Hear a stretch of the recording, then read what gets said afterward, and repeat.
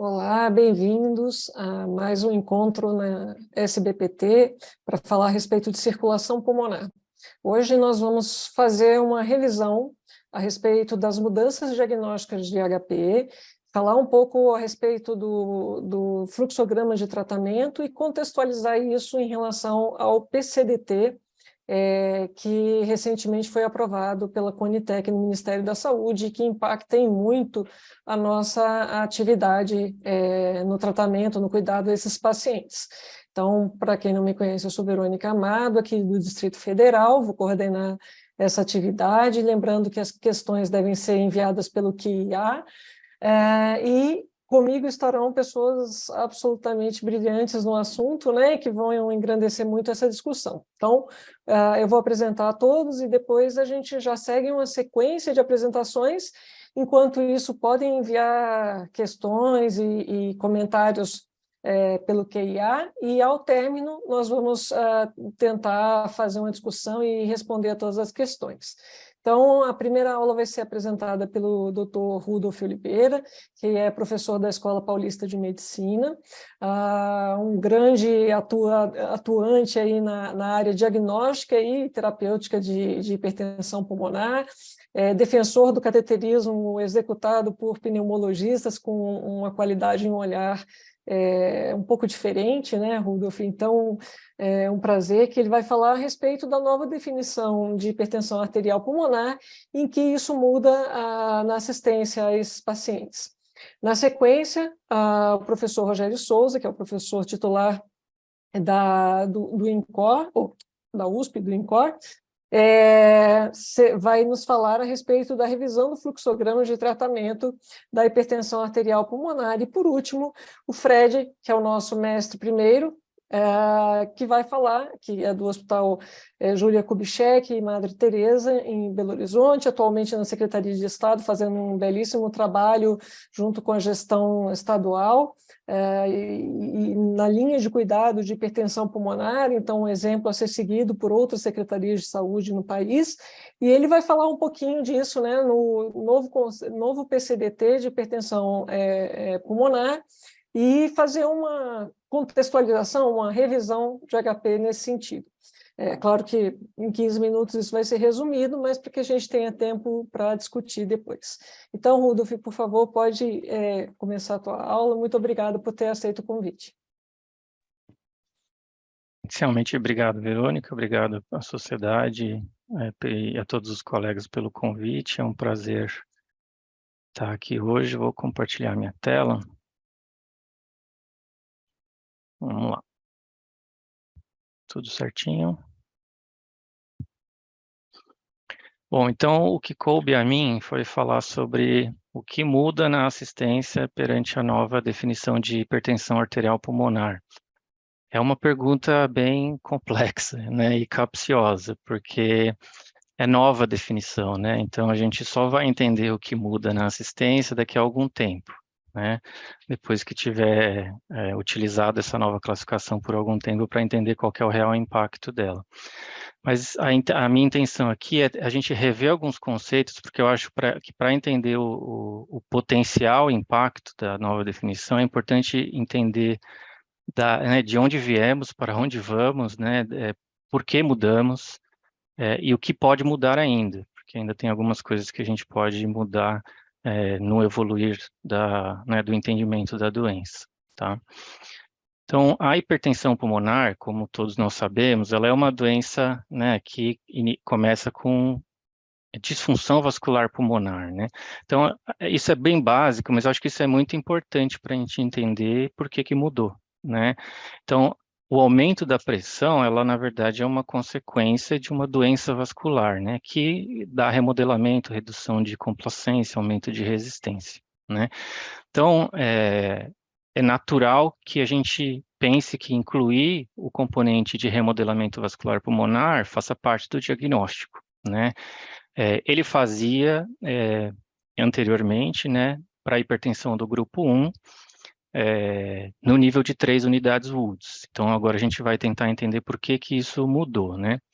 A gente veio do guideline de 2015, que foi o anterior a esse de 2022, aonde a hipertensão pulmonar era dividida em pré e pós-capilar, né? Isso é o diagnóstico hemodinâmico, isso é o que a hemodinâmica nos dá.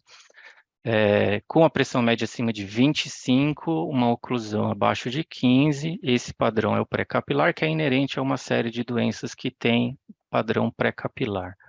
E o pós-capilar, que é 25, acima de 25, com uma oclusão acima de 15, e fazendo uso aqui de gradiente, né, diastólico pulmonar, e da resistência no corte de 3 unidades Woods. Eu não vou entrar nos detalhes do gradiente, porque eu acho que não cabe nessa nossa aula no tempo que a gente tem.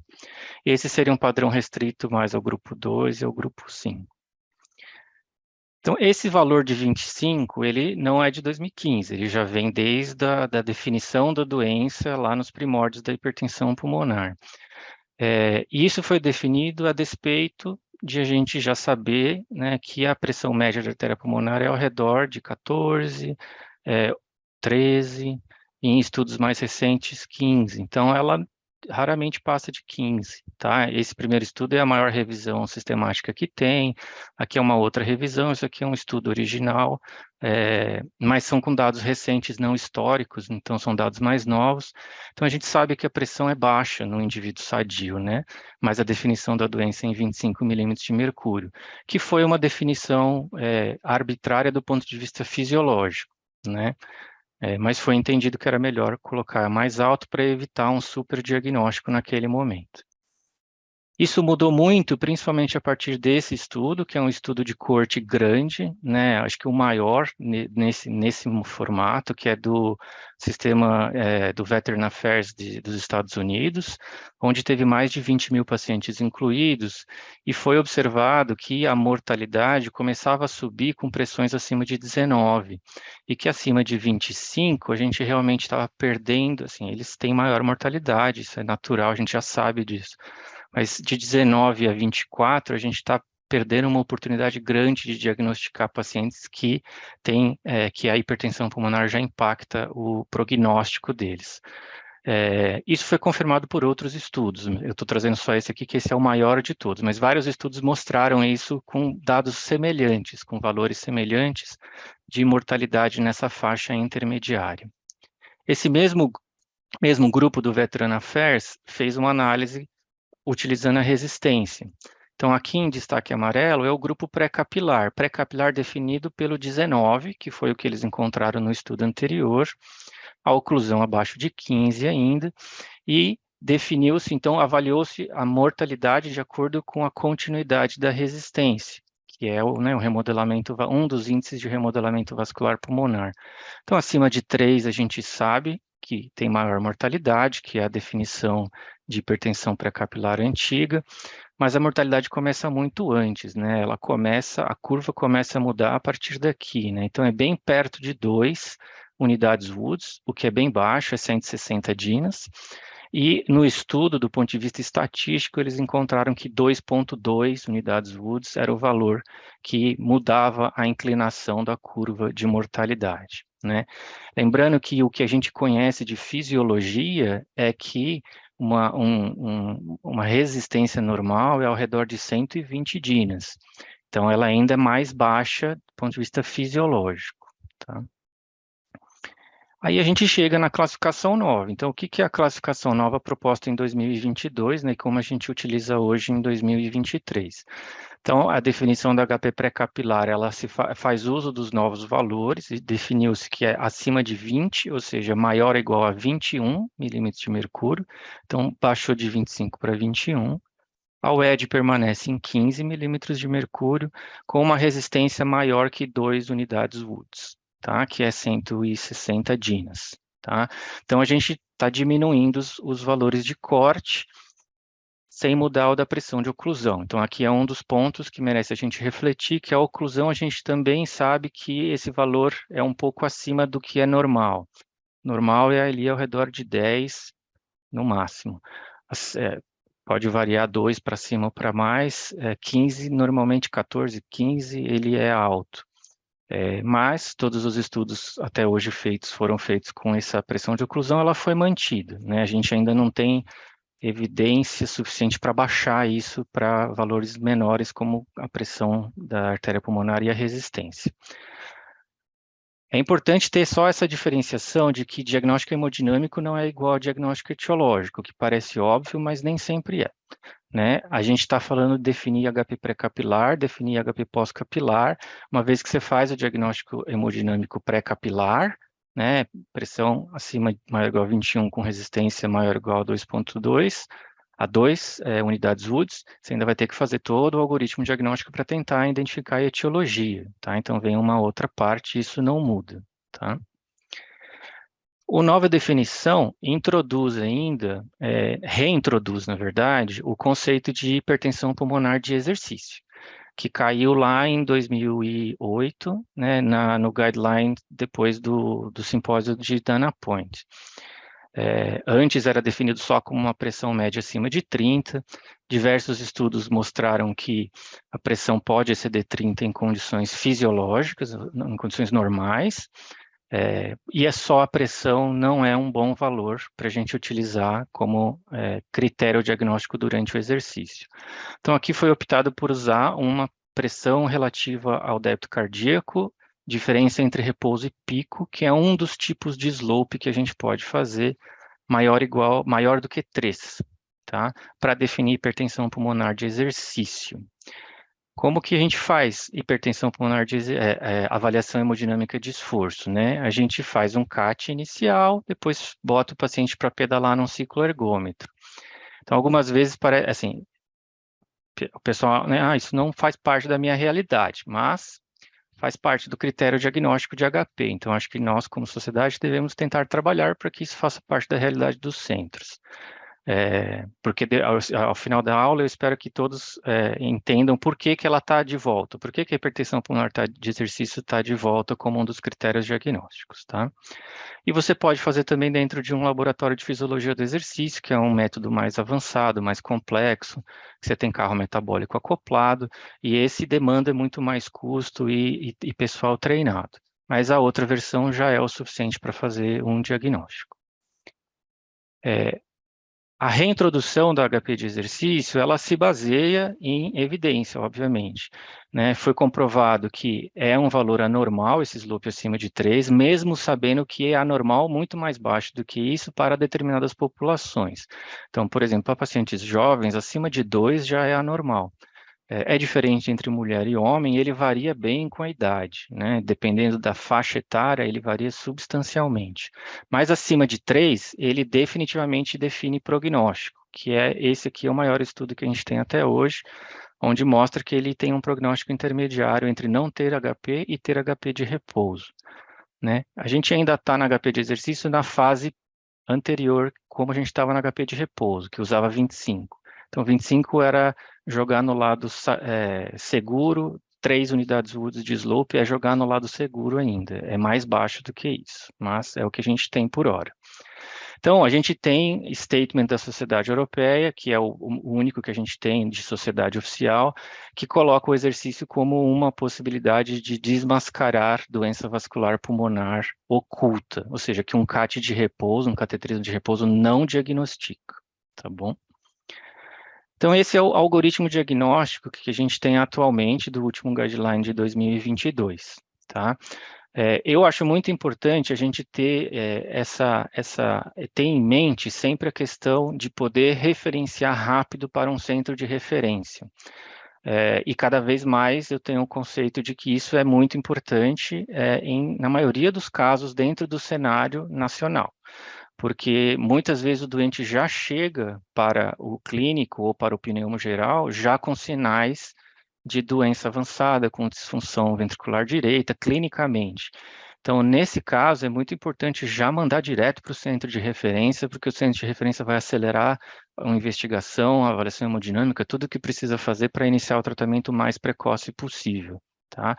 Essa avaliação mais passo a passo, onde você ainda vai definir se é do lado esquerdo, se é do lado direito a doença, caberia nos doentes que não estão com estadios avançados clínicos da doença, né, que não tem sinais clínicos de gravidade.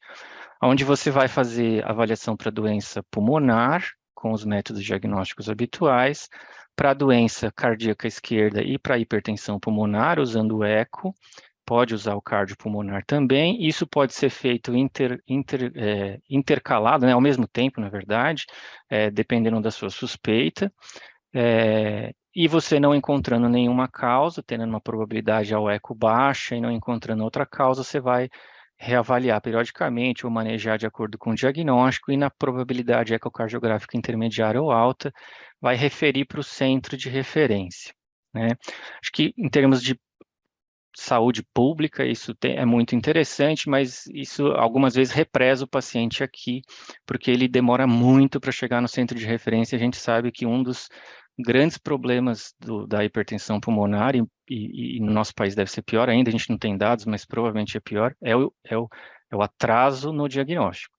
Então, quanto mais tempo demorar para chegar no centro de referência, mais atraso ainda vai ter. Em países de primeiro mundo, demora 2 anos, em média, para um doente ter diagnóstico de HP, né? No Brasil, provavelmente isso é muito maior. Então, quanto antes referenciar é melhor, mesmo que seja para o centro descartar a hipertensão pulmonar. Mas tem uma pegadinha dentro, né, da mudança dos critérios diagnósticos e do algoritmo diagnóstico. Então, a proposta que se tem, correta e com base em evidência, é de alterar a definição para níveis pressóricos mais baixos e utilizando a resistência como um critério e num nível mais baixo do que a gente utilizava anteriormente. Perfeito. Mas a gente ainda se baseia na probabilidade ecocardiográfica, na maioria das vezes, para referenciar o paciente para hemodinâmica.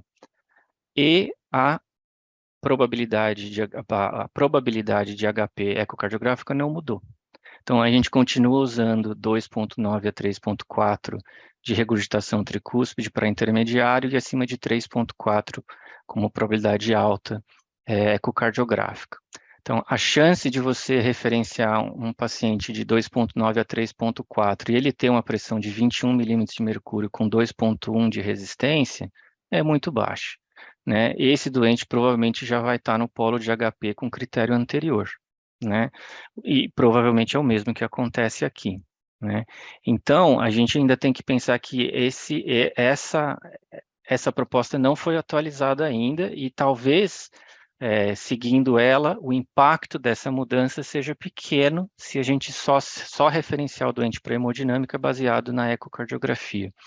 Por isso que eu ainda acredito que é muito importante a gente referenciar para o centro, né? Que o centro possa fazer tudo com grande rapidez, e a hemodinâmica sendo uma delas para a gente conseguir fazer um diagnóstico rápido e precoce. Então, o que muda na assistência?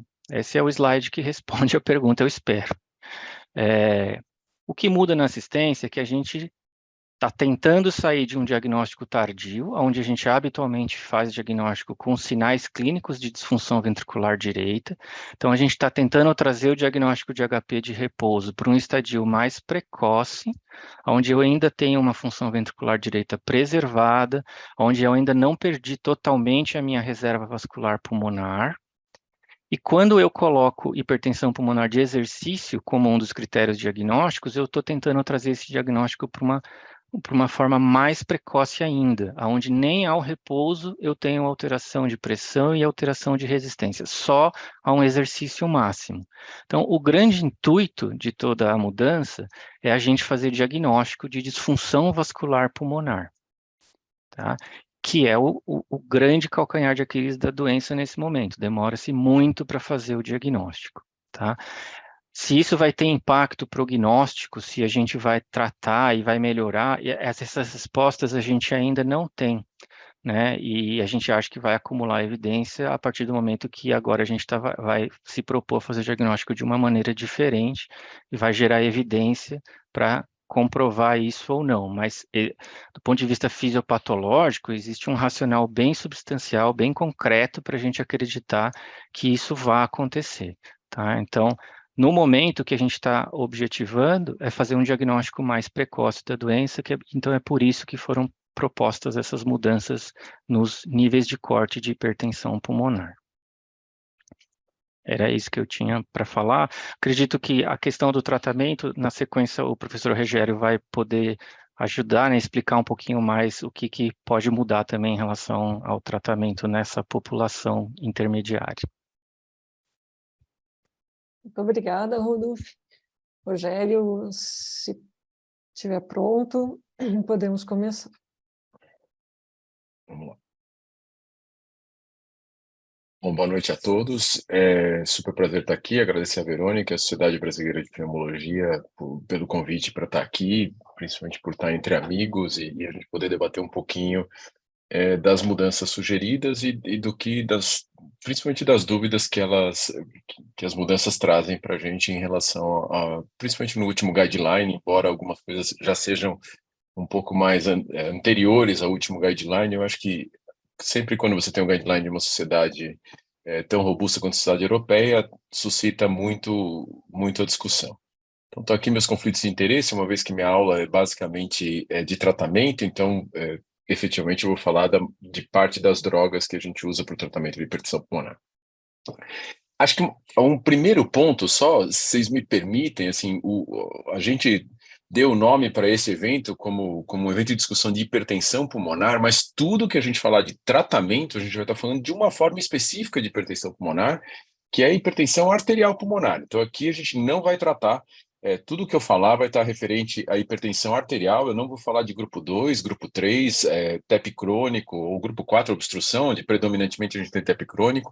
A gente vai falar o que eu vou rever com vocês, até porque tem alguns pontos muito importantes para a gente ter em mente e algumas coisas para evitar uma interpretação errada do guideline, que muito relacionadas à sugestão de tratamento para hipertensão arterial pulmonar. Acho que esse é um primeiro ponto a salientar. O segundo, construindo em cima da brilhante apresentação do Rudolf, vem em relação a quem a gente trata. Então, hoje, especificamente, toda a informação que a gente tem de tratamento em hipertensão pulmonar leva em consideração o critério que eu chamo de critério clássico, né? Então, é pressão média acima de 25 e resistência acima de 3. Aí você pode perguntar, mas eu não estou autorizado agora que eu mudei a definição a tratar? De verdade, não. Porque, embora o conceito de que a gente quer fazer o diagnóstico cada vez mais precoce seja real, a gente não sabe de fato a evolução de todos os pacientes. A gente sabe que ter uma pressão aumentada, sensu lato, é igual a ter pior prognóstico, ponto. Agora, como é a evolução disso? Como é a resposta ao tratamento? Como é a custo-efetividade? Isto são perguntas que ainda não estão respondidas. Então não é para eu tratar ninguém? A gente pode discutir, quando tiver discussão, a gente pode discutir algumas situações em que duvido que alguém não trataria. Por exemplo, um paciente com esclerodermia, que você faz o diagnóstico de acordo com a nova definição.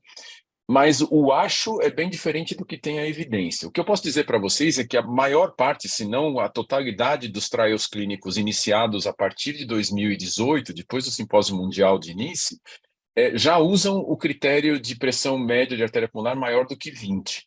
Mas ainda usam a resistência maior do que 3. Então, olha que situação interessante. A gente mudou o valor de pressão em Nice para 20, agora se muda o valor de resistência para 2, mas a maior parte dos trials novos ainda leva em consideração o que é um mix, ou seja, a pressão em 20, mas a resistência ainda em 3. Então, a gente agora vai ter o primeiro trial já, fase 3, que vai considerar a resistência menor do que 2. Mas tudo que eu falar de evidência aqui é para pacientes que têm pressão média maior do que 25 e a resistência maior do que 3. O que é uma pena. É óbvio que isso, como o Rudolf salientou, isso é uma evidência em construção, né? À medida que passa o tempo, a gente começa a incorporar o novo critério diagnóstico. A gente sabe que ele é um forte critério prognóstico. A gente precisa entender agora qual a custo-efetividade, qual a resposta terapêutica que a gente tem, se a gente é capaz, de fato, de diminuir progressão de doença, começando a tratar com as drogas que a gente tem em fases tão precoces. A expectativa de todo mundo é que sim, que a gente seja, e a especulação fisiopatológica diz que sim, mas esta é a pergunta real que a gente quer saber. Fazer o diagnóstico mais precoce, de fato, permite que a gente não deixe que a doença progrida? Essa é a pergunta que, sem dúvida alguma, uma nova definição diagnóstica traz para a gente, e é o que a gente busca responder nos novos trials. Mas lembrando, então, tudo que a gente falar a partir de agora ainda leva em consideração a definição antiga, portanto, quem eu devo tratar na definição nova, na verdade, você tem que colocar esse paciente em estudo clínico para a gente entender especificamente se a resposta é de mesma magnitude e, mais ainda, se a gente evita progressão. Acho que a gente vai ter espaço para discutir isso no final. Eu tenho um paciente com hipertensão arterial pulmonar, particularmente na doença, vamos começar com a doença vascular pura. Então, a doença vascular pura é a doença idiopática ou a doença hereditária, ou ainda a doença induzida por droga, uma vez que as drogas, os medicamentos, parecem ter muito mais um efeito gatilho, depois a doença se comporta muito, muito próximo ao que é a hipertensão arterial pulmonar idiopática. O que eu faço com esse paciente? Bom, primeira coisa, testar esse paciente do ponto de vista de resposta aguda vasodilatador, onde o vasodilatador mais seguro para usar é o óxido nítrico inalatório. Então, o uso do óxido nítrico é super simples, teoricamente, em 2 minutos você já vê a resposta, o que é preconizado é você fazer de 5 a 10 minutos, mas quem é respondedor mesmo responde quase que imediatamente ao uso do óxido nítrico, e o que a gente quer quando dá óxido nítrico para o paciente é uma pseudonormalização. Então, o que eu quero é trazer a hemodinâmica desse paciente quase para o normal, com uma pressão média abaixo de 40, tendo variado pelo menos 10 milímetros de mercúrio, e com o débito cardíaco não alterado, preferencialmente aumentando o débito cardíaco. Então, perfeito. Quando a gente olha esse tipo de resposta, esse é o paciente que responde muito bem a bloqueador de canal de cálcio. Então, eu dou bloqueador de canal de cálcio para esse paciente e ele se mantém durante muito tempo. Eu vou mostrar para vocês que a gente não pode perder a vigilância desse paciente, mas boa parte desse paciente se mantém o restante da vida deles só tratando com dose alta de bloqueador de canal de cálcio. Quais os problemas aqui? O primeiro problema é que só uma porcentagem muito pequena dos pacientes tem esse tipo de resposta. Aí você pode perguntar, então vale a pena fazer o teste? Vale, porque para quem tem esse tipo de resposta, o tratamento com bloqueador de canal de cálcio muda a vida. Quer dizer, esse paciente tem, de fato, com uma medicação barata, de efeitos colaterais muito facilmente manejáveis, você mantém esse paciente praticamente como se ele não tivesse hipertensão pulmonar. Mas eu citei que a gente faz isso para quem tem doença vascular pura. E para as demais formas de hipertensão arterial pulmonar? Bom, para as outras formas de hipertensão arterial pulmonar, embora os pacientes possam até ter uma resposta aguda, eles não têm resposta sustentada. Então não vale a pena eu fazer o teste agudo, porque depois eu não consigo manter esse paciente só com bloqueador de canal de cálcio. E o mesmo a gente pode dizer para pacientes com esquistossomose. No trabalho no nosso grupo, não consegui identificar nenhum paciente com resposta aguda a vasodilatador. Então, assim, do ponto de vista prático, mantém-se ainda como verdade que para o doente com doença vascular pura, vale a pena você fazer o teste. Então, para um doente com idiopática, hereditária ou induzida por droga, vale a pena você fazer o teste agudo, porque se você identifica a resposta, a chance desse paciente manter essa resposta por longo prazo é muito alta. Todavia, a gente não pode perder a vigilância, a gente tem que continuar avaliando esse paciente como qualquer outro paciente para hipertensão arterial pulmonar, porque no estudo recente do nosso grupo, a gente só publicou nossa série de casos, a gente conseguiu ver que uma porcentagem significativa dos pacientes perdem a resposta a bloqueador de canal de cálcio depois de 4 anos de uso de bloqueador de canal de cálcio. Então, só lembrar, vale a pena fazer? Vale, porque eu mudo muito o tratamento desse paciente e a tendência dele ficar bem durante muito tempo é muito grande. Agora, isso não significa que ele ficará bem para o resto da vida. Parte dos pacientes pode perder a resposta a bloqueador de canal de cálcio ao longo do tratamento, o que significa que você vai continuar reavaliando esse paciente de tempos em tempos, como qualquer outro paciente com hipertensão pulmonar, e se houver piora de sintomas ou qualquer sinal de progressão, você reavalia esse paciente, inclusive podendo reavaliar a resposta a resposta vasodilatadora aguda dele e decidir ou não quanto à associação de medicamentos outros. Mas a maior parte dos pacientes, seja com doença vascular pura, seja com outras formas de hipertensão pulmonar, e o guideline dessa vez foi mais restritivo, ele tentou trazer a evidência principalmente para a doença do tecido conectivo e para a doença vascular pura. Ele deixa de falar totalmente de HIV, porto pulmonar, esquistossomose, assumindo que eu não tenho a mesma robustez de evidência. Mas na prática, a gente sim extrapola o dado que a gente tem de doença do tecido conectivo e de doença vascular pura para as outras formas de hipertensão arterial pulmonar. Fiz o diagnóstico, fiz o teste com vasodilatador para doença vascular pura, o paciente é não respondedor. Se ele é não respondedor, então nós estamos falando aqui de provavelmente cerca de 94% dos pacientes, o que eu faço com esse paciente? Ele vai ser candidato a uma terapia específica para hipertensão pulmonar. Mas eu tenho algumas medidas que eu posso considerar, e delas eu vou comentar uma especificamente, que foi uma mudança muito grande ao longo dos últimos 8 anos.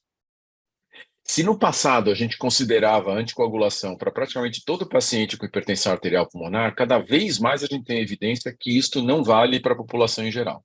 Então, eu não tenho um benefício de anticoagular pacientes com hipertensão arterial pulmonar.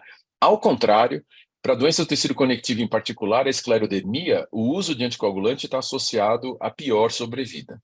Então, de uma forma geral, essa é uma mudança de quem tratava hipertensão pulmonar até 2010, e principalmente de 2010 para cá, foi quando a evidência começou a ser mais acumulada de que anticoagulação não era para todo mundo, e mais recentemente a gente chega à conclusão de, como regra geral, não é para eu anticoagular.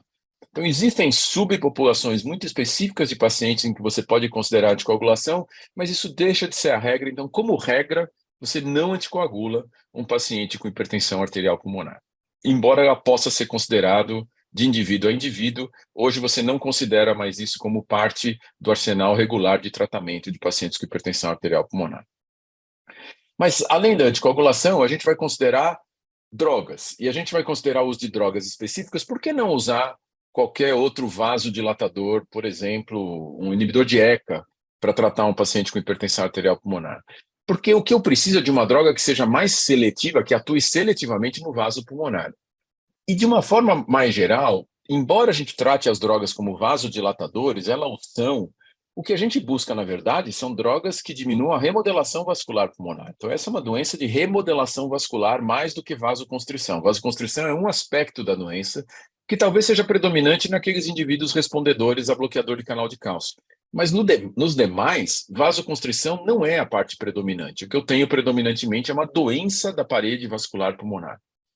E aí é que eu quero tratar esse paciente de forma específica. O guideline trouxe luz a um fato que tem sido regularmente mal interpretado quando da leitura do guideline, que é dividir os pacientes em pacientes sem comorbidades cardiopulmonares ou com comorbidades cardiopulmonares. Eu vou tentar esclarecer para vocês que o que se faz aqui, basicamente, é uma descrição fenotípica. Eu tenho um fenótipo mais puro e um menos puro. Quanto mais puro de doença vascular for o meu fenótipo, mais robusta é a evidência que eu tenho. Quanto menos puro for o fenótipo de doença vascular pulmonar, menos evidência eu tenho, o que não significa que eu não vá tratar. Talvez eu tenha a diferença um pouquinho dos steps, mas no fundo eu vou tratar de forma muito semelhante, mas minha expectativa de tratamento vai ser outra. Então aqui está se discutindo fenótipo. E muitas vezes é interpretado como o fato de eu ter comorbidade cardiopulmonar, como se eu não devesse tratar da forma que eu trato hipertensão arterial pulmonar, e não é isso que o guideline quis dizer.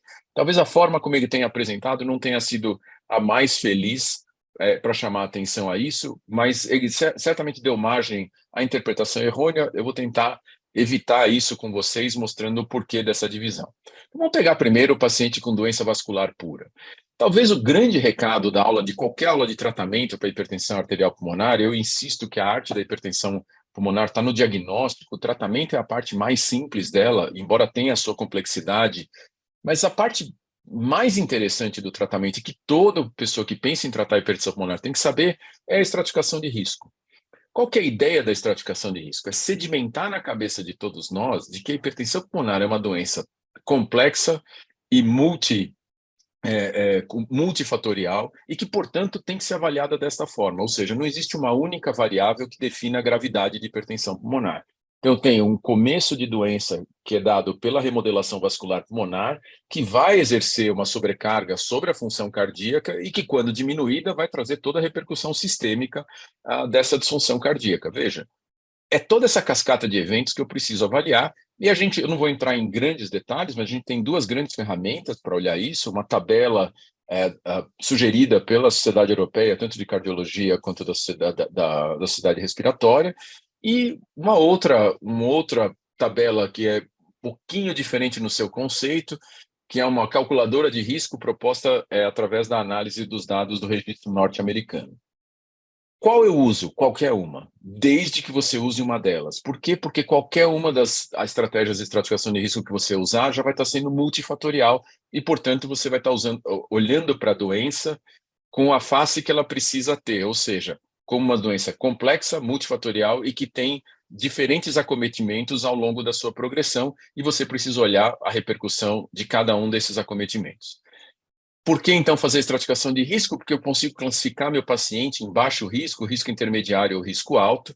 Então, se eu olhar, por exemplo, a tabela de classificação de risco europeia, ela está super bem validada, tanto para após o diagnóstico, quanto durante o follow-up. Então, com quantas variáveis eu tenho que avaliar meu paciente? Tantas quantas eu dispuser. O que é interessante é que já no uso da tabela europeia se define um mínimo que você tem que usar. E o mínimo, basicamente, é classe funcional, teste de caminhada de 6 minutos e peptídeo natriurético. Então, quantas variáveis eu uso? Tantas quantas eu dispuser no meu centro. Agora, qual o mínimo de variáveis que eu tenho que ter para seguir um paciente com hipertensão pulmonar? BNP, teste de caminhada de 6 minutos e classe funcional. Então, esse é o mínimo. E se eu usar o critério, a calculadora de risco norte-americana? É exatamente o mesmo conceito. Eu também divido meu paciente em risco intermediário, baixo e alto, e também, através da reanálise do registro norte-americano, se conseguiu avaliar qual era o efeito das variáveis não invasivas. E mais do que isso, se conseguiu chegar a qual o mínimo que você tem que usar também se você for usar a calculadora de risco norte-americana. Qual não é a nossa felicidade de que o mínimo de variáveis que você tem que usar é classe funcional, BNP e teste de caminhada de 6 minutos. Então, nós temos duas abordagens distintas que validam o mínimo que eu tenho que usar frente a um paciente com hipertensão arterial pulmonar para dizer qual o risco que ele tem. Risco de quê? Risco de óbito. A ideia da estratificação de risco é prever o risco de óbito em 1 ano. Então, quando eu estou olhando a estratificação de risco, eu estou querendo saber qual a chance do meu paciente morrer daqui a 1 ano, deste momento em que eu estou avaliando o risco do paciente. E por que eu quero fazer isso? Isso aqui é só para mostrar para vocês que tanto o uso da calculadora clássica quanto o uso das variáveis não invasivas acaba sendo uma boa estratificação de risco usando a calculadora de risco do Review, que é o registro norte-americano. Por que eu quero, então, saber meu risco em 1 ano? Porque se eu sei que meu risco de óbito em 1 ano é alto, e quando a gente fala alto, a gente está falando de uma mortalidade maior do que 20% até em 1 ano, eu tenho que tratar esse paciente de forma mais agressiva possível.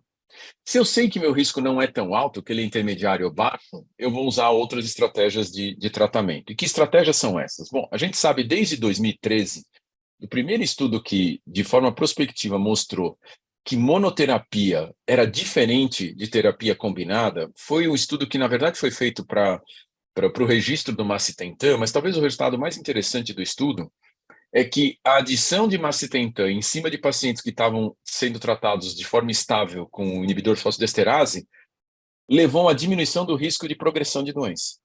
Ou seja, se eu tinha um indivíduo que estava sendo considerado estável, dar um remédio a mais fez com que a doença progredisse de forma mais lenta. No estudo do Griffon, que era para olhar só o efeito do Selexipag, esse mesmo resultado pode ser visto. Pacientes que estavam em monoterapia, seja com inibidor de fosfodiesterase, seja com antagonista de receptor inutelina, quando tiveram uma segunda terapia adicionada, tiveram diminuição de progressão de doença. Então, com isso, sugerindo que monoterapia talvez não fosse suficiente, mesmo naquele paciente em que você teoricamente chamaria de estável. Mas, sem dúvida alguma, foi o estudo Griffon, que é um estudo que avaliou logo ao diagnóstico, randomizou os grupos para monoterapia ou terapia combinada, que mostrou que você dar terapia combinada desde o diagnóstico diminuía a mortalidade dos pacientes, ou seja, diminuía a progressão da doença. Então, com isso, se estabeleceu que a base de tratamento de um paciente com hipertensão pulmonar deveria ser terapia combinada. Era óbvio pensar que se 2 era melhor que 1, será que 3 não é melhor do que 2? E isso foi testado. O estudo Triton, que foi publicado em 2021, testou macitentana mais tadalafil contra macitentana, tadalafil e selexipag, e não houve diferença. Ou seja, essas 3 drogas testadas não foram superiores do que macitentana e tadalafil. A adição de selexipag não trouxe benefício maior. Por outro lado, o resultado hemodinâmico desse estudo só corroborou que 2 drogas tinham um efeito muito significativo. A queda de resistência vascular pulmonar nos pacientes tratados inicialmente com terapia dupla foi da ordem de 52%, o que é muito significativo. Então, de uma forma geral, para o paciente que não está em alto risco, o tratamento padrão hoje é você começar com 2 drogas, preferencialmente o antagonista de receptor endotelina e o inibidor de fosfodiesterase, que é onde a gente tem, de fato, maior evidência do uso de terapia combinada de primeira linha. E para o paciente em alto risco? O paciente em alto risco quase equivale a dizer para vocês de tudo. E o de tudo é, dá terapia combinada via oral, mas também associa a terapia endovenosa ou terapia parenteral. A gente não tinha dados para corroborar isso até bem recentemente. O único dado que a gente tem é retrospectivo, considerando uma série até relativamente pequena de pacientes em alto risco. Mas ainda assim, nos pacientes em alto risco, usar terapia tripla com epoprostenol endovenoso predominantemente, mais o antagonista de receptor nilotelina, mais o inibidor de fosfodiesterase, mostrou um claro benefício de sobrevida quando comparado a pacientes em alto risco que não foram tratados dessa forma. Então, de uma forma geral, para paciente de alto risco, você dá tudo que você tiver, ou tudo que tiver, terapia dupla, oral, mais uma droga parenteral, que no nosso meio ainda não é disponível, o que faz com que a gente extrapole outras formas de tratamento no nosso meio, mas lembrar que o que a gente tem de evidência mesmo é para epoprostenol endovenoso associado à terapia dupla oral. Comecei a tratar meu paciente. O que eu quero? Eu quero que ele diminua o risco dele ou que ele se mantenha em baixo risco. O que significa dizer que eu tenho que reavaliar esse paciente, e a reavaliação, algo entre 3 e 6 meses para você reavaliar. Estudos mais recentes sugerem que para pacientes com mais alto risco, a tua reavaliação tem que ser um pouco mais precoce do que o normalmente sugerido de 4 a 6 meses. Mas, de toda forma, tenha em mente que você precisa reavaliar. E para reavaliar, o que foi sugerido de mudança, eu particularmente não concordo com a estratificação em 3 riscos inicial e 4 riscos posteriores. Você poderia ter feito de uma forma só para simplificar. Mas o que se observa quando você estratifica em 3 níveis, intermediário, baixo e alto, é que o risco intermediário fica com 67% dos pacientes. Quando você pega esse risco intermediário e quebra em 2, o que você tem? Você passa a ter um paciente de risco intermediário baixo, que se aproxima do baixo risco, e um paciente de risco intermediário alto, que se aproxima do risco alto. Então, isso permite você, pelo menos, identificar um pouco mais, ou de uma forma um pouco mais fina, quem são os pacientes com risco de progressão de doença dentro desse grupo maior, que são os pacientes de risco intermediário. 2 estudos validaram essa abordagem em 4 níveis, e ela então passou a fazer parte do follow-up de pacientes de hipertensão arterial pulmonar. Para o paciente de baixo risco, que se mantém em baixo risco, que evolui para baixo risco, não tem dúvida, você mantém o tratamento que você estava fazendo. Para o paciente que evoluiu para alto risco ou se mantém em alto risco, se ele evoluiu para alto risco, você entra com terapia endovenosa. Se ele se manteve em alto risco, você tem que colocar esse paciente em avaliação de transplante. Por quê? Porque eu já estou com tudo que eu posso dar para esse paciente, e esse paciente já tem um risco de morte em 1 ano muito significativo. Esse paciente tem que ser avaliado com vistas a transplante. E para aquele paciente que está no risco intermediário baixo, ou seja, ele não atingiu o baixo risco, mas ele não está próximo do alto risco como o risco intermediário alto. Bom, aí a gente tem 2 opções de tratamento. A primeira opção é, como ele estava originalmente com 2 drogas, o que você vai fazer uma das opções é você adicionar uma terceira droga. Então, dar o Selexipag para quem estava, por exemplo, com antagonista de receptor nilotelina mais inibidor de fosfodiesterase. Então, você acrescenta uma terceira droga, e com isso se mostrou, o estudo Griffin, o maior estudo já realizado em hipertensão pulmonar, mostrou que você diminui a progressão da doença.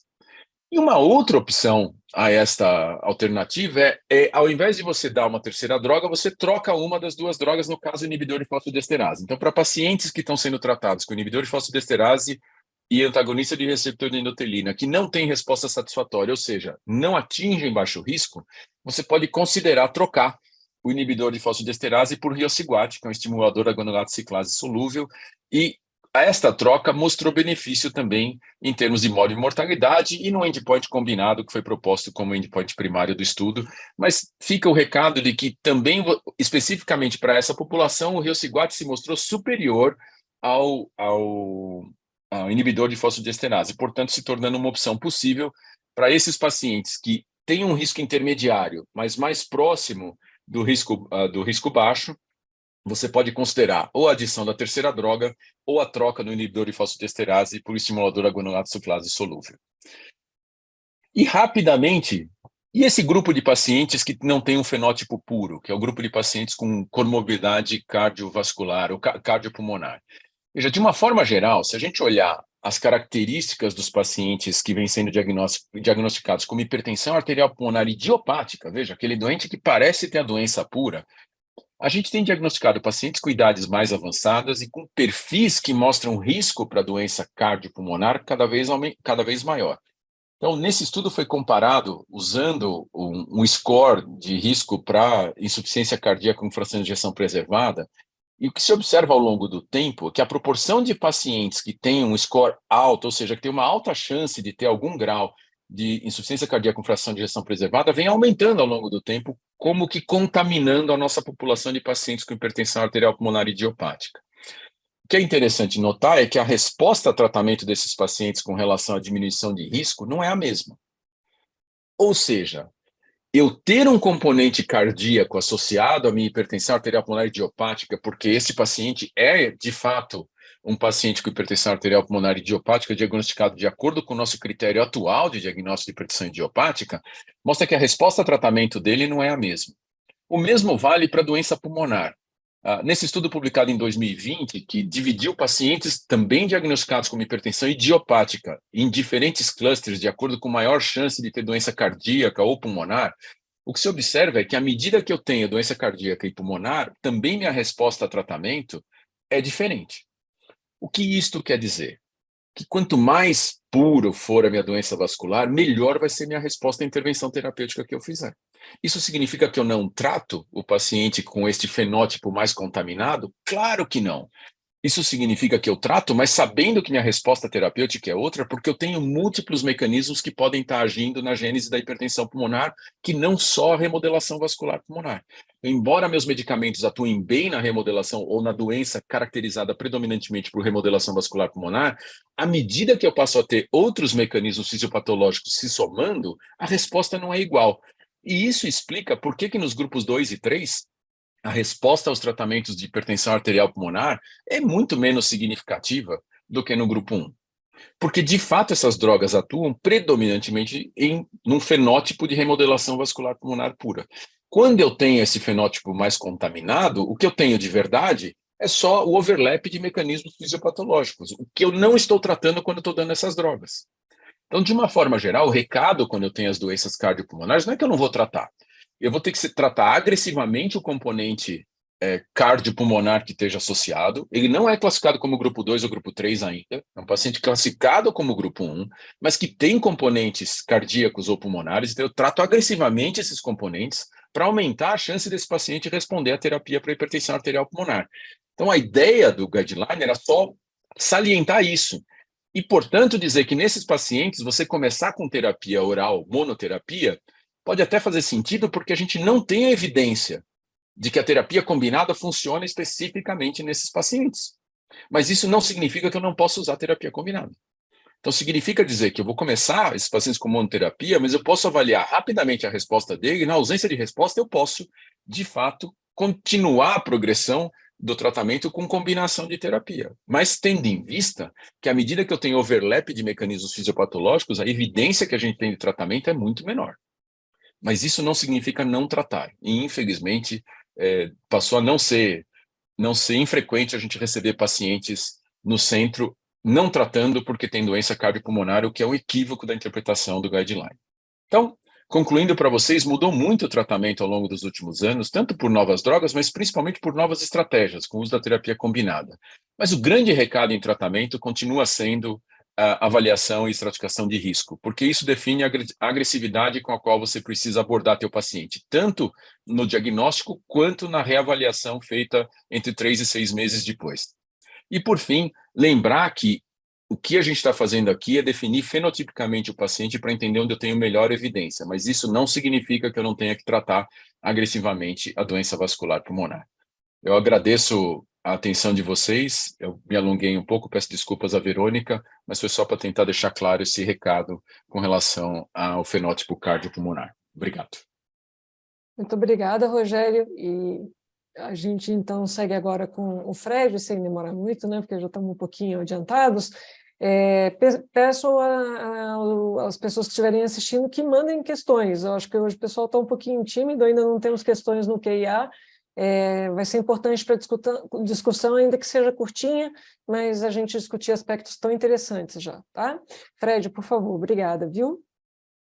Bom, agradecer aí à Sociedade Brasileira de Pneumologia pelo convite, a Verônica, né, e aos meus caros colegas aí. Bom, eu acho que a questão da HP em revisão já foi muito bem feita, né?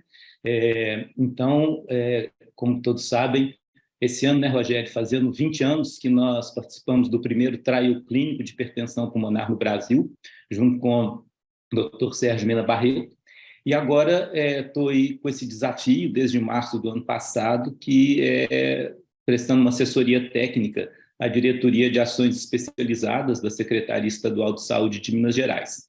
Então, eu vou me ater a falar o seguinte: como que nós podemos fazer para que todo esse avanço na hipertensão arterial pulmonar chegue aonde precisa, que é no paciente, né?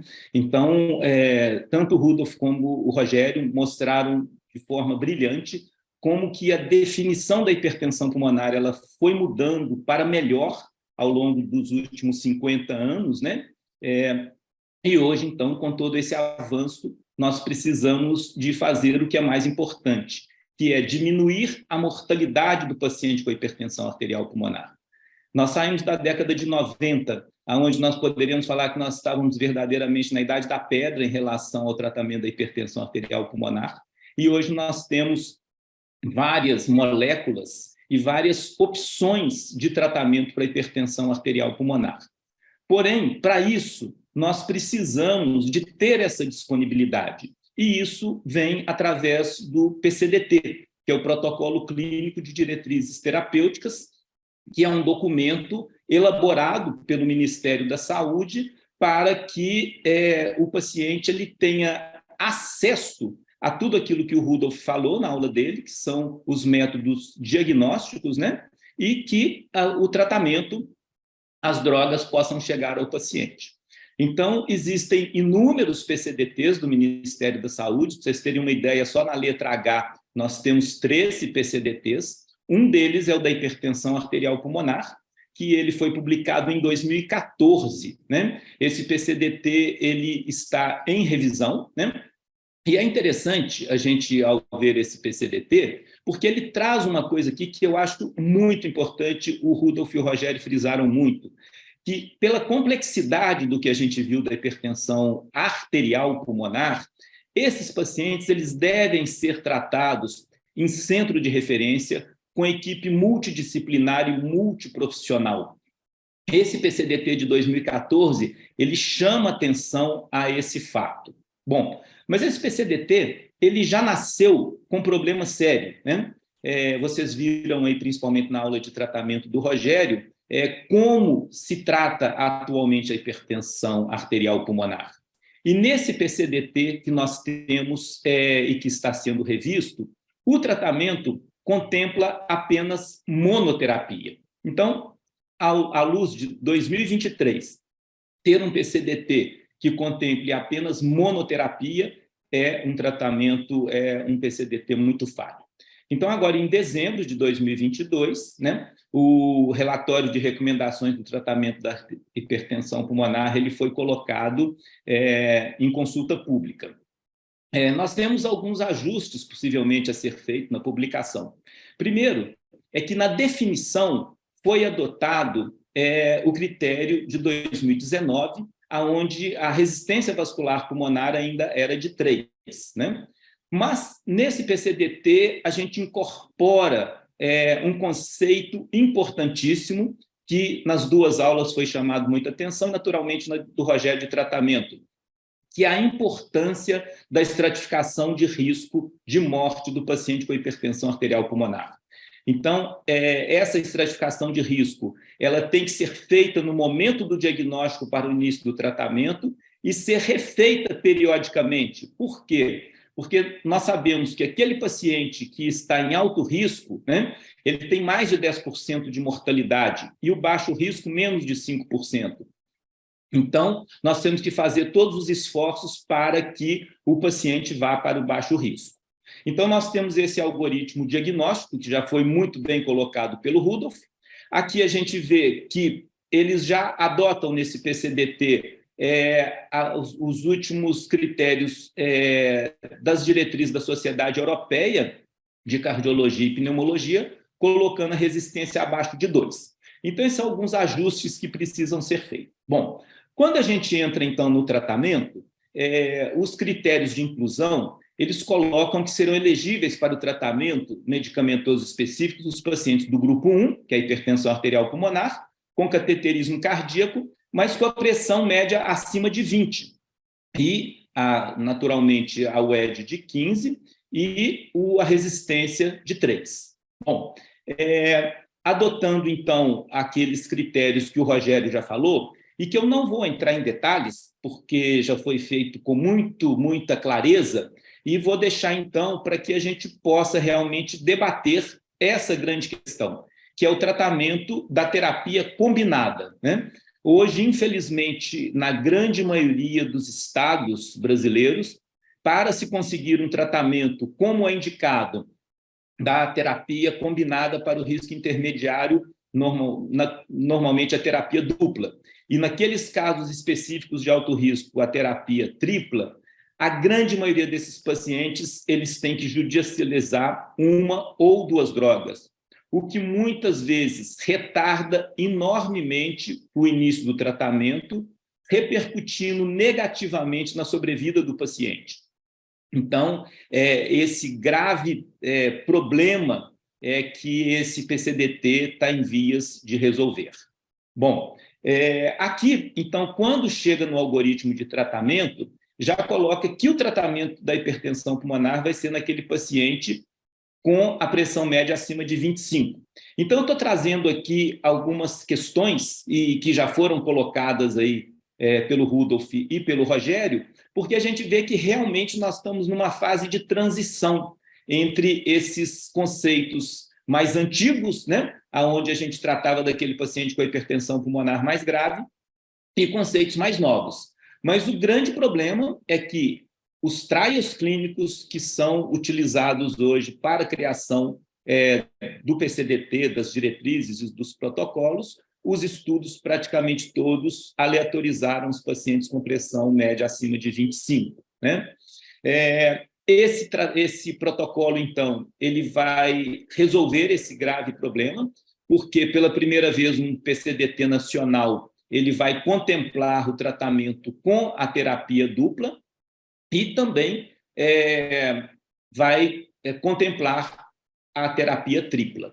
Então, para a gente poder entrar para uma discussão mais ampla, uma situação que eu acho que é muito importante nós estarmos atentos é que o PCDT, né, ele é de 2014. Então, nós estamos prestes a completar 10 anos que o PCDT de hipertensão arterial pulmonar ele não foi atualizado pelo Ministério. E pelas diretrizes do Ministério, um PCDT ele deve ser revisto periodicamente a cada 2 anos. Então, nós, como sociedade civil, temos a obrigação de fiscalizar, de cobrar que esses PCDTs eles sejam revistos, né? O Rogério ele colocou aí na aula dele uma opção terapêutica que não é contemplada nesse PCDT, que é o switch do paciente que está utilizando um inibidor de fosfodiesterase e que não está com a sua doença controlada no baixo risco, podendo ser mudado para uma droga da classe do óxido nítrico, que seria o estimulador da guanilato ciclase sérica. Então, esse PCDT ele já nasce, talvez, com uma necessidade de revisão. E nós sabemos que a hipertensão pulmonar, os avanços na hipertensão pulmonar, felizmente, eles não param, e em breve nós talvez teremos drogas de novas classes terapêuticas com uma promessa muito robusta para aqueles pacientes que a gente não consegue ainda controlar com as drogas disponíveis nesse PCDT. Então, essa revisão periódica ela deve ser feita regularmente. Então, gente, eu vou ser bem objetivo, porque eu acho que é muito importante nós podermos discutir E aí o que eu coloco é que esse novo PCDT ele traz grandes avanços para o diagnóstico e principalmente para o tratamento da hipertensão pulmonar, que seria de extrema importância que os casos de hipertensão pulmonar eles sejam atendidos em serviços especializados, com equipe multidisciplinar e multiprofissional, ou centro de referência para o seu adequado diagnóstico e acompanhamento. Nós precisamos de oficializar isso junto às secretarias estaduais e ao Ministério da Saúde. E outra situação é que é essencial que a gente crie bancos de dados robustos para que possamos entender melhor as características epidemiológicas da hipertensão pulmonar como um todo no Brasil e a criação de políticas públicas para essa doença rara, porém extremamente complexa e séria, né? Então, gente, eu quis ser bastante objetivo, porque eu já sabia quem ia me preceder, o Dr. Rogério e o Dr. Rudolf, e como nós já estamos com o horário avançado, eu acho que essas reuniões virtuais, nós temos aí uma participação de mais de 80 pessoas do Brasil inteiro, eu acho que é muito importante a gente abrir para discussão. Então, Verônica, fica aí agora para você conduzir essas discussões e a gente poder ver o que podemos fazer para melhorar a assistência da hipertensão pulmonar no Brasil. Muito obrigada, Fred, muito obrigada por todas as aulas brilhantes de hoje, né? E eu queria, então, aproveitar as questões que foram enviadas no QIA. Então, a primeira questão é do Diogo Araújo, e ele pergunta a respeito de, considerando esse novo fluxograma de tratamento da HP, como é que ficam as cardiopatias congênitas, né? Uma vez que o fluxograma ele restringiu um pouquinho ali dentro mesmo do grupo 1, para quem aquelas orientações serviam precisamente, né? Acho que o Rogério podia comentar isso, Rogério. Verônica, acho que de uma forma geral, esse talvez seja o grande ponto que você salientou. E foi o ponto que gerou mais discussão, porque dá a impressão de que você só tem que fazer para aquilo. Não, o que se fez na diretriz desse ano, e de novo, talvez não tenha sido a forma mais feliz, foi mostrar aonde você tem mais robustez de evidência. Mas se a gente for olhar por subgrupo, por cada um dos subgrupos, quando a gente vai olhar o que a gente tem de evidência para o tratamento da cardiopatia congênita, da hipertensão porto-pulmonar, do HIV, ou mesmo da esquistossomose, a gente teoricamente não poderia extrapolar quase nada do que a gente faz, mas é para extrapolar.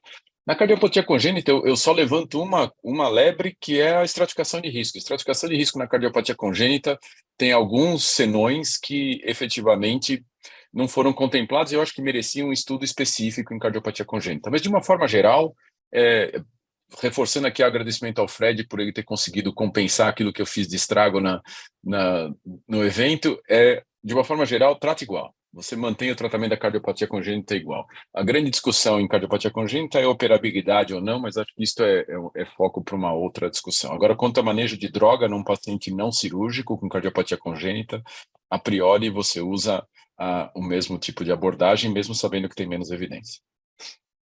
Joia, muito obrigada. Agora eu vou pedir a ajuda do Rudolf aqui para responder a pergunta do Hernando Souza, que é que dados e variáveis, né, devem constar no ecocardiograma de um paciente em segmento por hipertensão arterial pulmonar. O que é o mínimo, talvez, né? Assim, acho que primeiro a gente precisa entender por que a gente usa o ecocardiograma para fazer segmento, né? É o mesmo motivo pelo qual a gente usa ressonância. O objetivo é avaliar a função ventricular direita. Então, a gente tem que ter dados de função ventricular direita. Então, o mínimo preconizado pela Sociedade Europeia é a área do átrio direito, a relação TAPSE pela pressão sistólica, que tem uma ideia de fazer uma inferência de acoplamento ventrículo arterial, ou seja, o grau de contratilidade ventricular direita frente à pós-carga. Tá? Então, fornecendo só o TAPSE, o clínico já consegue calcular o TAPSE dividido pela pressão sistólica, que é uma divisão simples. Tá?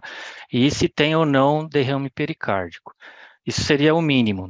Além disso, tem muitos dados subjetivos, mas que são muito úteis na prática clínica. Então, como é que está a movimentação do septo interventricular, se tem algum grau de disfunção de disfunção sistólica de VE, que é um dado subjetivo, mas ajuda se tiver presente, e a fractional area change, que é a área de fração a mudança da área do ventrículo direito entre a sístole e a diástole. Ainda não tem muita evidência robusta, mas ela é um dos parâmetros que mais se assemelham à fração de ejeção do ventrículo direito. Então, se puder medir ela também, ela é um dado que ajuda clinicamente, mas ela não entra assim como um dos critérios de estratificação ainda. Olha, obrigada, Rudolf. Então, agora vamos para a questão da Márcia Murta. Boa noite a todos. Então, ela pede um comentário do Rogério a respeito do sotatercept, se você acha que ele virá contribuir para o arsenal terapêutico e quando ele virá, né? A expectativa é que para os Estados Unidos ele esteja liberado até o final desse ano e esteja disponível no mercado americano no primeiro trimestre do ano que vem. Para a Europa, com alguns meses de atraso, e aqui para o Brasil a gente ainda tem, embora o Brasil tenha a possibilidade de você fazer fast track para doenças raras como hipertensão pulmonar, para registro é esperado o registro no período de um ano. Para tornar disponível é outra história, porque depende de uma revisão do PCDT que acabou de ser revisado. Então, e depende, obviamente, de incorporação, enfim, tem um monte de coisas. Mas eu acho a resposta é sim, será incorporado ao arsenal terapêutico de hipertensão pulmonar. Agora, o prazo para a gente ter no nosso meio, se a gente levar em consideração, existe o interesse de trazer para cá, isso é fato, o que já é bom. O epoprostenol, por exemplo, a gente vem há 20 anos brigando para trazer o epoprostenol para o Brasil.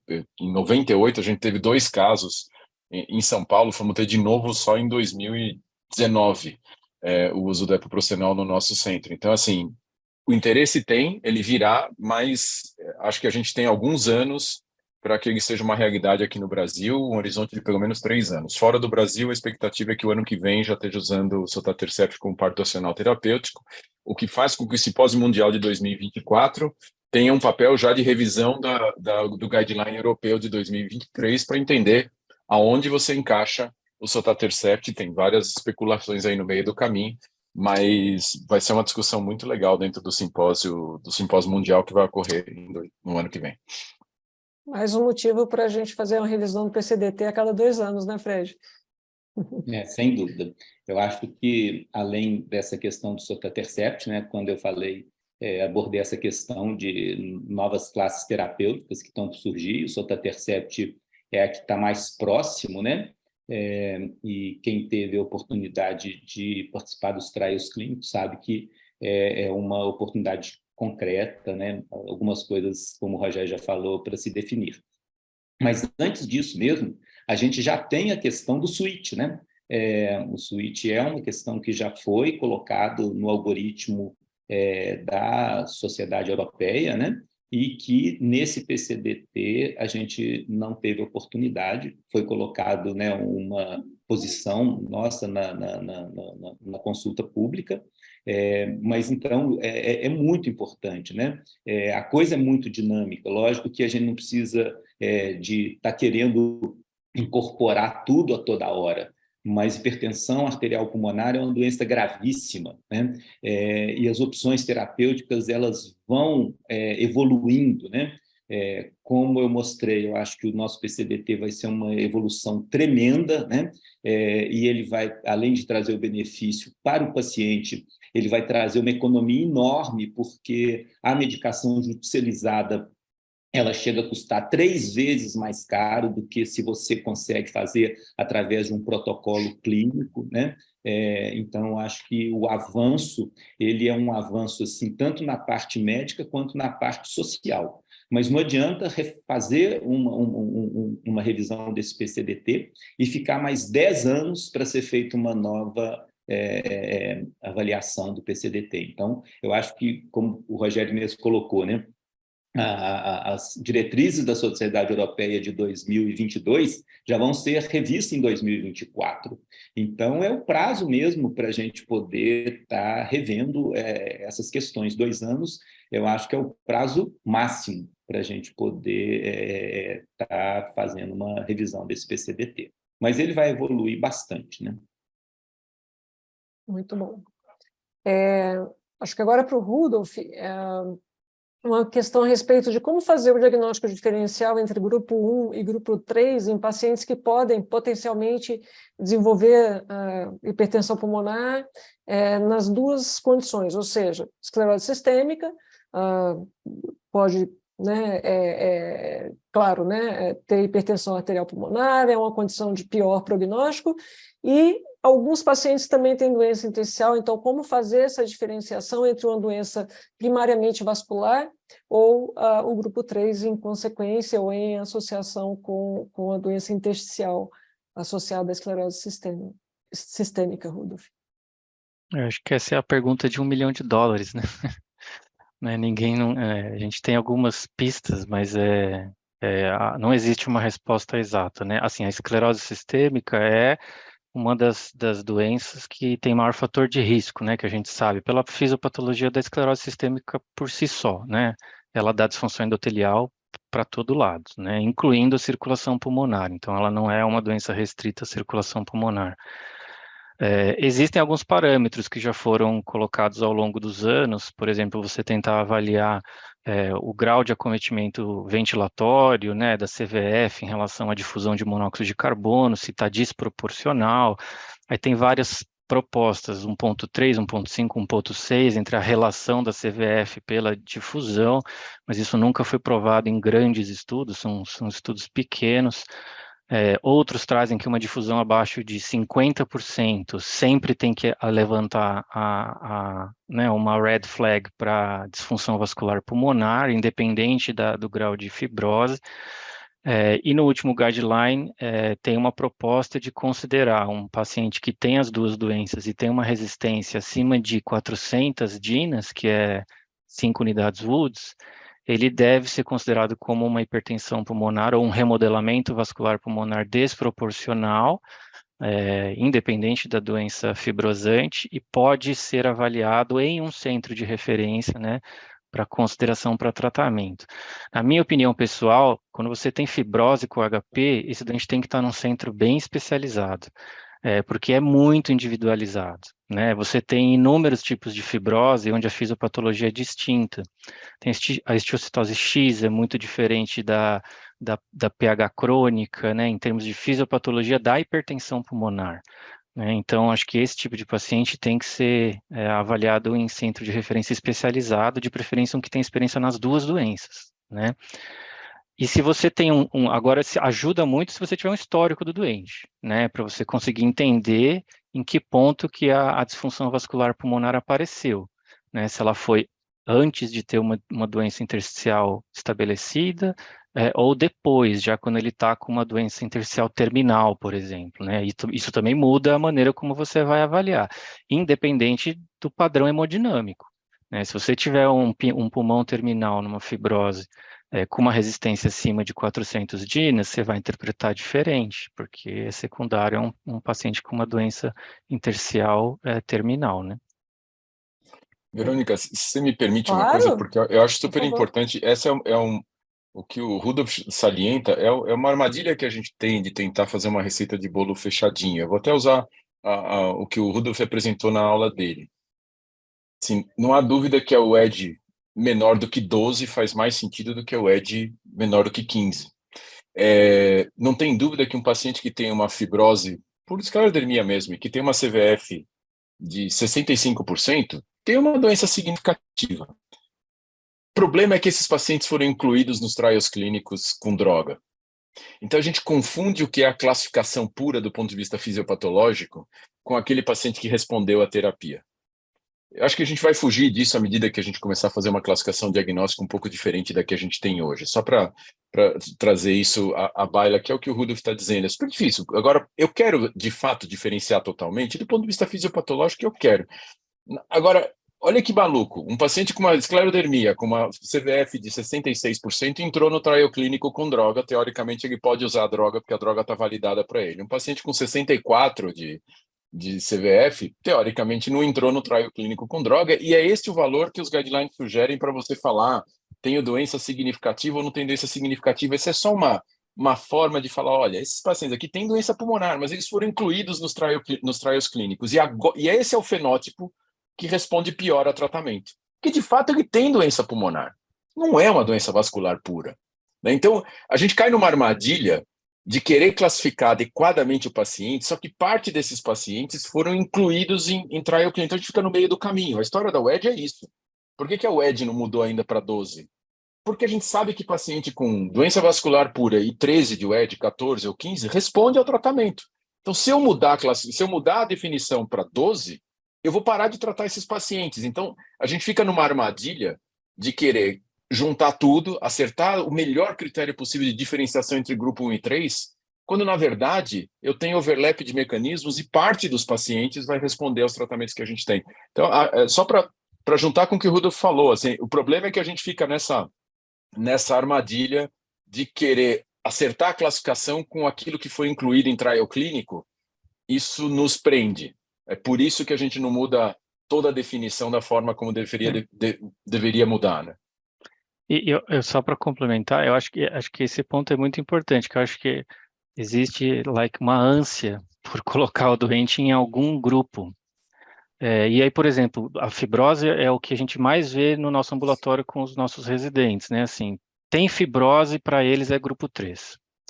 Né? Sendo que algumas vezes, né, o mecanismo fisiopatológico se sobrepõe, algumas vezes ele tem fibrose como uma comorbidade.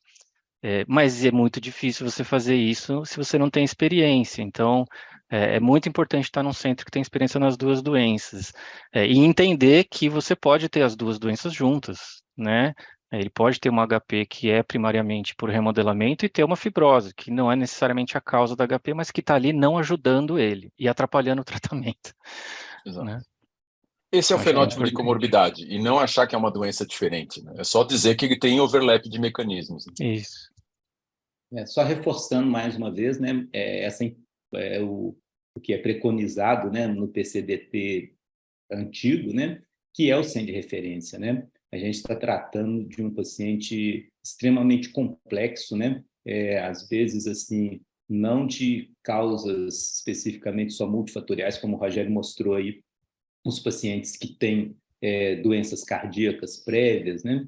Então, é muito complexo o paciente com hipertensão arterial pulmonar e a gente precisa realmente de um time, né, multidisciplinar para estar levando o melhor para esse paciente. Né? E o paciente com esclerose sistêmica é o mais, né? Ele é o suprassumo da complexidade. Ele pode ter tudo. Com certeza. A gente tem mais 3 perguntas, 2 pessoas perguntando, e eu vou pedir para ser bem objetivos. Eu acho que a próxima da Nathalie Costa vai para o Rogério, que a primeira pergunta, você tocou um pouco a respeito aí da anticoagulação na HP. Na prática, vocês ainda anticoagulam os pacientes do grupo 1, né? E quais que ainda tem lugar para fazer isso, assim, bem objetivo, e qual o papel do Iloprost frente à existência do Selexipag, frente à possibilidade de fazer o switch. A gente vê que nas diretrizes europeias ele vai perdendo, essa medicação vai perdendo a importância, mas para a gente ela ainda tem algum papel. Então, eu queria que, se você pudesse comentar um pouquinho a respeito do Iloprost, qual o papel que a gente ainda tem para o tratamento e anticoagulação? Anticoagulação, a resposta é não. A gente anticoagula aquela coisa do individual basis, né? Então, assim, existem alguns indivíduos que a gente anticoagula. E eu vou dizer que a gente leva em consideração o padrão da cintilografia de inalação-perfusão.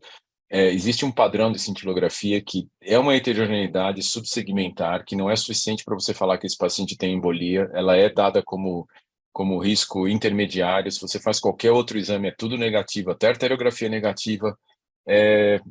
Não são muitos esses pacientes, mas esses pacientes a gente anticoagula.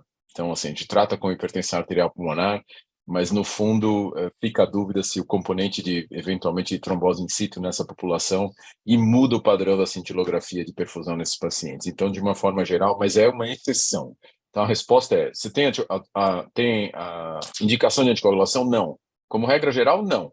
Mas, individualmente, você pode identificar pacientes com risco e, obviamente, se ele tiver indicação de anticoagulação por outras causas, você anticoagula e aí você usa o critério. Por exemplo, um paciente com FA, você vai usar o critério de anticoagulação, mas direcionado pela FA e não direcionado pela hipertensão pulmonar. E quanto ao Iloprost e o Selexipag, a gente tem um problema. Porque o Iloprost saiu do restante do mundo por causa da eficácia e o perfil de efeito colateral dele. Ele, de fato, é uma droga menos eficaz, embora tenha o seu papel, e teve papel durante muito tempo para uso endovenoso. O uso endovenoso contínuo, vários países que não tinham epoprostenol usavam o Iloprost. Aqui no Brasil ele não é liberado para tal, então você não pode usar. Agora, olha que interessante. O que eu faço com o paciente de alto risco? Que, teoricamente, é a terapia dupla mais o prostanoide parenteral. A gente não tem. Você fala, pô, posso usar o Selexipag? Pô, isso foi exatamente o que o Triton fez. E o Triton é negativo. Então, a gente acaba extrapolando para o paciente de alto risco usar a terapia tripla, mesmo sabendo do resultado do Triton. E a terapia tripla a gente faz com Iloprost, que não tem nenhuma evidência. As evidências você pode contar em duas mãos, do número de casos tratados com terapia tripla de primeira linha com Iloprost, no que tem na literatura. E tem um trabalho do nosso grupo com um número super restrito de casos com Iloprost que mostra benefício hemodinâmico. Então, de uma forma geral, a gente extrapola o conceito de, ao tratar o alto risco, dá tudo o que a gente tem, mas sabendo que a evidência para isso com as medicações que a gente tem é uma evidência muito ruim. E só para aproveitar, o que a gente faz neste paciente, que a gente sabe que a evidência é ruim, é imediatamente colocá-lo na fila de transplante. Então, se eu tenho um paciente em alto risco que eu começo a tratar com terapia tripla, que é tudo que eu tenho, o momento em que eu atinjo tudo que eu tenho, eu necessariamente refiro o paciente para avaliação de transplante, porque eu tô naquela janela de tratamento que ele pode ter alguma resposta, mas se ele evoluir a partir daí, eu não tenho o que fazer. Então, o que a gente faz, por não ter o prostanoide endovenoso ou mesmo subcutâneo, é que a gente dá o que tem. Então, no nosso caso em particular, a gente faz terapia dupla mais Iloprost inalatório, porque o Selexipag não é tão disponível ainda, embora São Paulo já tenha começado a fornecer, mas começa agora. Então, a gente faz isso, mas isso é uma extrapolação baseada em nenhuma evidência. E encaminha o paciente para o transplante. Legal. A última pergunta já foi levemente abordada por você, Rogério, mas aí eu vou pedir uma palavrinha de cada um e a gente vai encerrar, infelizmente, pelo adiantado da hora. Mas a pergunta é a seguinte: em alguns locais, na maior parte do Brasil, no final das contas, a gente tem dificuldade com as medicações e, eventualmente, a gente vê um paciente, essa é a pergunta da Márcia novamente, Multa, um paciente que está em alto risco, porém não está otimizado de medicações. No entanto, paciente jovem, etc., a gente sabe que o prognóstico com uma probabilidade de morte aí maior do que 20% no alto risco, esse paciente deveria ser indicado para transplante sem estar com a medicação otimizada ou não? Lembrando, o otimizado é exatamente isso que o Rogério falou, né? Otimizado para os critérios do nosso país, que já não é o otimizado real, vamos dizer assim. Então, eu queria uma palavrinha do Rogério, do Fred, do Rudolf, e aí a gente vai se despedir, eu faço o fechamento. Verônica, ao encaminhar esse paciente para um centro de transplante, quando você coloca o transplante como oposição, é uma mudança de vida e de tudo para o paciente de uma forma muito significativa. Eu tenderia a, se for para encaminhar, primeiro encaminhar esse paciente para um ponto onde ele tem acesso à melhor perspectiva de tratamento. Como regra geral para o transplante quando eu atinjo o máximo de tratamento, se eu vou atingir o máximo de tratamento que eu tenho disponível para aquela situação clínica específica e é uma doença progressiva, eu tenho que encaminhar esse paciente para o transplante. Isso vale, como regra geral, para praticamente todos os transplantes. Mas no caso específico, se eu tenho uma limitação do tratamento, eu primeiro encaminharia esse paciente para um centro de tratamento. Os dois centros que fazem com mais rotina transplante em HP, e ainda assim a gente não pode dizer que a gente transplanta HP no país, porque é baixo o número de pacientes. Então, sendo bem pé no chão, os centros transplantadores ficam loucos quando eu falo isso, mas é fato, a gente ainda não faz na rotina que a gente precisa fazer. Os dois são centros de referência específicos em hipertensão pulmonar e podem tratar esse paciente, mas eu não ofereceria o transplante se eu não ofereci tudo de tratamento. Eu mandaria o paciente primeiro para ter tudo de tratamento, e aí o centro que estiver tratando esse paciente define se eu vou dar tudo, se eu vou encaminhar esse paciente para avaliação ou não. Rudolf?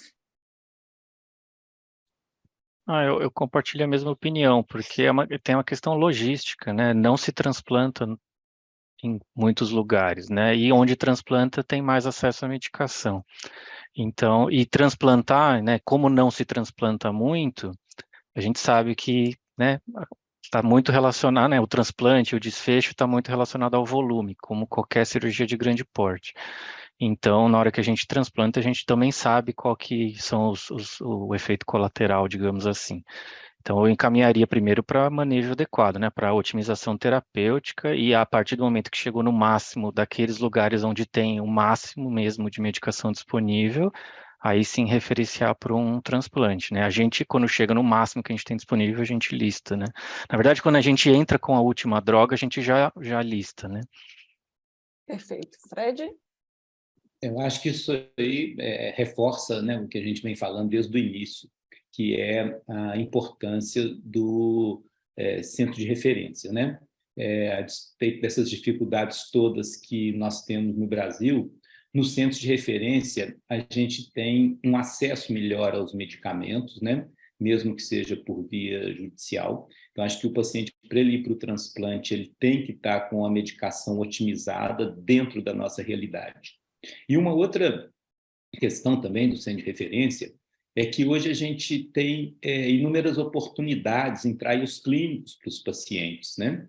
Então, a gente beneficia muito o paciente através do trial clínico, que é uma das obrigatoriedades aí dos centros de referência. Então, eu vejo que esse paciente e o transplante, ainda mais para HP, como o Rogério bem falou, ele é altamente complexo, né?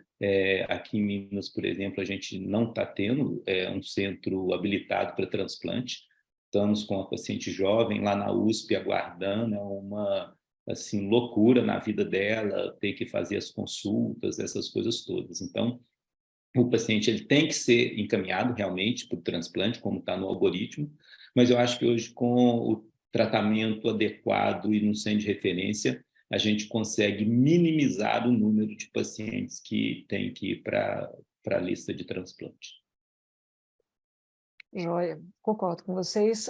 Eu queria agradecer muitíssimo as aulas, a discussão riquíssima, queria agradecer as perguntas, houve elogios de várias pessoas, o Cremonês agradece e diz que foi excelente, e da mesma maneira a Márcia Murta, e da mesma maneira por mensagem aqui, Valéria e o Valdo, que são participantes aí da diretoria da SBPT, e eu só posso agradecer esses bons momentos de boa informação e todo esse debate. Então, boa noite a todos, muito obrigada, e se houver novas perguntas, podem mandar para a SBPT, que a gente tenta responder aí ao longo da semana. Obrigado, boa noite. Boa noite. Boa noite.